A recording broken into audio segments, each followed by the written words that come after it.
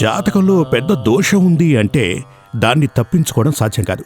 కానీ అది మనల్ని బాధ పెట్టకుండా అందులోంచి మనం విముక్తిని పొందొచ్చు. ఫర్ ఎగ్జాంపుల్, మీరిక్కడి నుంచి బయలుదేరి మీ ఇంటికి వెళుతున్నారనుకోండి.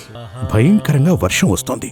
వర్షాన్ని ఆపటం నా వల్ల కాదు, కానీ మీకు గొడుగివ్వగలను కదా.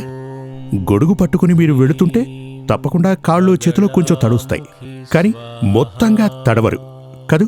అదే పరిహారం అంటే. అందుకని మీరు తెలిసిన వారి దగ్గరికే వెళ్ళండి. దానివల్ల తప్పకుండా మీకు అభీష్ట సిద్ధి జరుగుతుంది, మీకు అతనిపై నమ్మకము పెరుగుతుంది. అదేవిధంగా నేను మీకు చెప్తున్నట్టుగా దీన్ని మీరు కూడా చదువుకోవచ్చు. ఇది శాస్త్రం కదా.